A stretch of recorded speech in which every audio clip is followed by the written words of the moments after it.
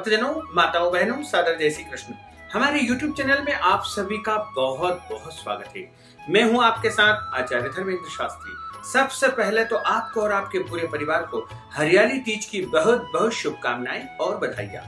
भगवान भोलेनाथ तथा माता पार्वती का भरपूर आशीर्वाद आपके जीवन पर हमेशा बना रहे। आप स्वस्थ रहें, व्यस्त रहें, उन्नति करें, प्रगति करें, आगे बढ़ें। हरियाली तीज का महापर्व श्रावण माह के शुक्ल पक्ष की तृतीया तिथि को मनाया जाता है और इस तृतीया के दिन सभी सौभाग्यवती महिलाएं, माताएं, बहनें तथा कुंवारी कन्याएं व्रत करती है और सभी महिलाओं को इस व्रत को करना चाहिए क्योंकि हरियाली तीज का जो व्रत होता है वह सौभाग्य को देने वाला होता है एवं कुंवारी कन्याएं उत्तम पति की प्राप्ति के लिए इस व्रत को कर सकती है।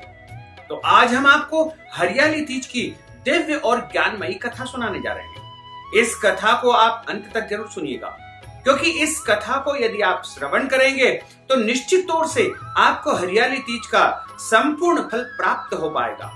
तो आज हम आपको हरियाली तीज की जो कथा सुना रहे हैं, इस कथा को यदि आप सुनेंगे तो व्रत का संपूर्ण फल आपको प्राप्त हो पाएगा।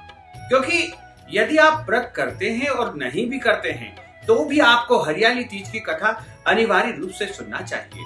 यदि आप व्रत करते हैं तो प्रातः काल जल्दी उठना है तथा ब्रह्म मुहूर्त में ही आपको स्नान करना होगा और आपकी सासू माँ के द्वारा जो उपहार स्वरूप आपको वस्तु प्रदान की जाती है उसको आप ग्रहण कीजिए, वस्त्र को धारण कर लीजिए और इस दिन आप सौभाग्य संबंधी वस्तुओं को धारण करें तथा इस दिन आपको काले कपड़े बिल्कुल नहीं पहनना है, हरे कपड़े इस दिन पहनना चाहिए।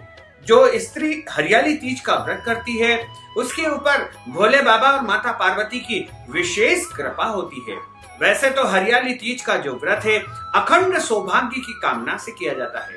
यह उत्तम पति की प्राप्ति के लिए कुंवारी कन्याएं करती है, लेकिन पति पत्नी के बीच में यदि किसी प्रकार का कोई मतभेद है तो वह भी इस व्रत को करने से समाप्त हो जाएगा। इसके अलावा हरियाली तीज का व्रत जो है विधवा महिला यदि करेगी तो उनको अगले जन्म में उत्तम पति की प्राप्ति होगी।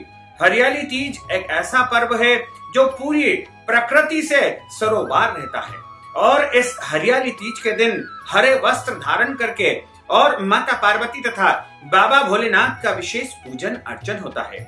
और इस व्रत के दिन आपको झूठ नहीं बोलना चाहिए, क्रोध नहीं करना चाहिए, पति के साथ या घर के बुजुर्गों के साथ में आपको वाद विवाद या लड़ाई झगड़ा बिल्कुल नहीं करना चाहिए तथा इस दिन पेड़ पौधों को नहीं काटना चाहिए।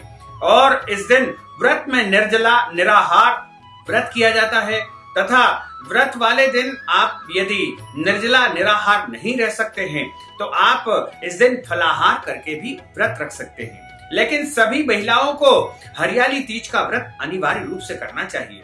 हरियाली तीज का व्रत करने से घर में सुख आएगा, समृद्धि आएगी, वैभव आएगा तथा आपके परिवार में सामंजस्य बना रहेगा, प्रेम बना रहेगा। पति पत्नी के बीच में जो अक्सर वैचारिक मतभेद उत्पन्न हो जाते हैं वो भी हरियाली तीज का व्रत करने से समाप्त हो जाएंगे क्योंकि यह व्रत एक ऐसा व्रत है जिससे पति पत्नी के बीच में दूरियां समाप्त हो जाती है और उनके बीच में प्रेम बढ़ने लगता है और महिलाओं को अखंड सौभाग्य की इससे प्राप्ति हो जाएगी। इस दिन सभी महिलाओं को 16 श्रृंगार करके ही इस व्रत का पालन करना चाहिए। यानी हाथ में चूड़ी पहनना चाहिए, हरे रंग की साड़ी पहनना चाहिए, मेहंदी लगाना चाहिए, मांग में सिंदूर लगाना चाहिए तथा इस दिन पाँव में पायल पहनना चाहिए और पाँव में और हाथ में मेहंदी लगा करके और सभी प्रकार का श्रृंगार करके ही इस व्रत को करना चाहिए। यदि आप पूरी श्रृंगारित होकर के इस व्रत को करेंगी तो निश्चय ही भोले बाबा और माता पार्वती का विशेष आशीर्वाद आपको प्राप्त होगा क्योंकि इस दिन माता पार्वती के साथ में भोले बाबा अत्यधिक प्रसन्न अवस्था में पृथ्वी पर भ्रमण करते हैं। ऐसे में यदि आप इस व्रत का पूरी तरह से श्रृंगारित होकर के पूरी श्रद्धा के साथ, निष्ठा के साथ पालन करेंगे तो निश्चय ही भोले बाबा तथा माता पार्वती का भरपूर आशीर्वाद आपको प्राप्त हो सकेगा। बोलिए भोले शंकर भगवान की जय, पार्वती माता की जय, काशी विश्वनाथ भगवान की जय, महाकाल राजा की जय। नमः पार्वती पते हर हर महादेव हर। मृत्युंजय महारुद्र त्राहि मां शरणागतम्, जन्म मृत्यु जरा व्याधि पीडितम् कर्म बन्धनैः।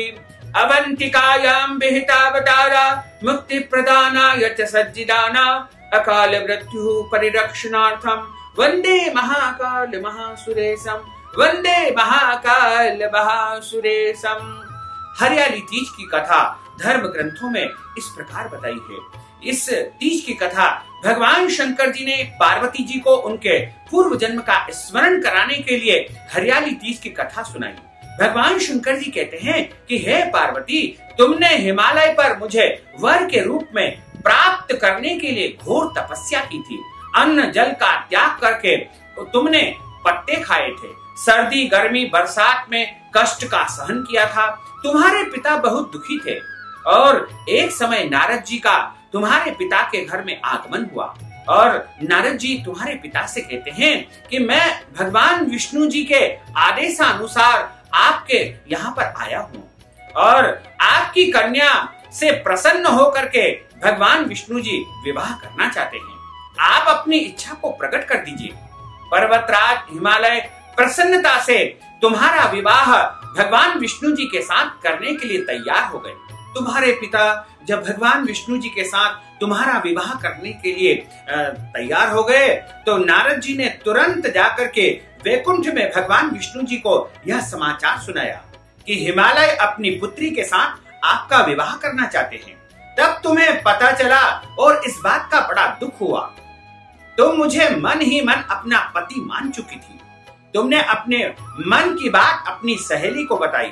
सहेली ने तुम्हें ऐसे घोर वन में जाकर के छिपा दिया जहां तुम्हारे पिता नहीं पहुंच सकते थे। वहां पर जाकर के तुमने घोर तपस्या करना आरंभ कर दिया। तुम्हारे पिता बड़े चिंतित हो गए और उन्होंने चारों तरफ तुम्हारी खोज करना प्रारंभ कर दिया और विचार करने लगे कि मैंने तो नारद जी को वचन दिया है कि विष्णु भगवान के साथ अपनी कन्या का विवाह कर दूंगा, लेकिन जब भगवान विष्णु मेरे घर बारात लेकर के आएंगे और मेरी कन्या नहीं रहेगी तो बारात खाली लौटेगी तो भगवान का अपमान होगा और यह मैं सहन नहीं कर पाऊंगा। तो हिमालय इस बात से बड़े चिंतित हो गए। भगवान शंकर जी माता पार्वती से कहते हैं कि तुम्हारे पिता ने तुम्हारी खोज में धरती पाताल एक कर दिया, लेकिन कहीं पर भी तुम नहीं मिली। तुम एक गुफा में छिप करके बालू रेती का शिवलिंग बना करके मेरी आराधना करती रही और प्रसन्न होकर के मैंने तुम्हारी मनोकामना को पूर्ण करने का वचन दे दिया। तुम्हारे पिता तुम्हारी खोज करते करते गुफा में पहुंच गए। तुमने बताया कि अधिकांश जीवन भगवान शिव जी को पति रूप में पाने के लिए तुमने तप करके व्यतीत किया है। आज तक तुम्हारी तपस्या का जो फल तुम्हें प्राप्त होगा वह भगवान शंकर जी को पति रूप में प्राप्त करने की ही इच्छा है। अन्य किसी को मैं वरण नहीं कर सकती हूँ, केवल और केवल शिव जी को ही अपना पति बनाना चाहती हूँ और भगवान शंकर जी ही मेरे स्वामी है। इसके अलावा किसी और से मैं विवाह नहीं कर सकती हूँ।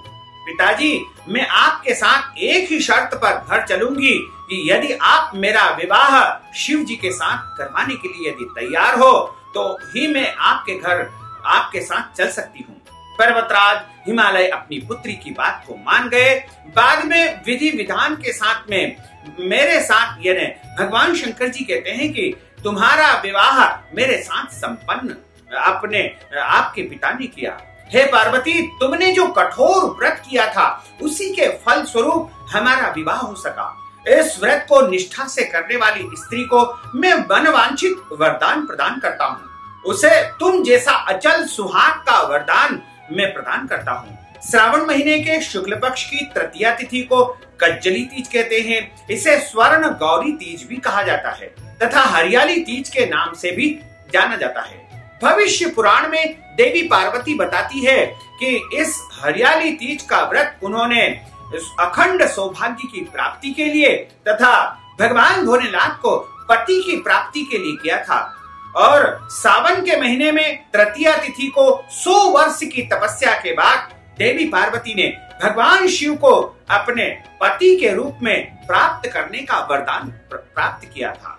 इसलिए इस हरियाली तीज के दिन कोई भी महिला यानी यदि सौभाग्यवती महिलाएं यदि इस व्रत को करती है तो उनको अखंड सौभाग्य की प्राप्ति होगी, यानी उनकी पति की उन्नति होगी, प्रगति होगी तथा लंबी आयु उनके पति को प्राप्त हो जाएगी। यदि कुंवारी कन्याएं इस हरियाली तीज का व्रत करेगी तो उनको मनवांछित पति की प्राप्ति हो जाएगी, और यदि विधवा महिलाएं भी इस व्रत को करती है तो उनको अगले जन्म में अखंड सौभाग्य की या मनवांछित फल की प्राप्ति हो सकेगी।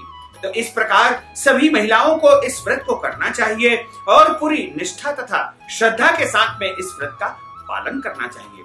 तो भक्तजनों, माताओं, बहनों, हमने जो ज्ञानवर्धक जानकारी आपको दी है उसको आप अधिक से अधिक लोगों को शेयर करिएगा, लाइक करिएगा, कमेंट करिएगा, और यदि अभी तक आपने सब्सक्राइब नहीं किया तो अभी और इसी समय सब्सक्राइब अवश्य कर लीजिए। आपको और आपके परिवार को सादर जय श्री कृष्ण। सादर धन्यवाद।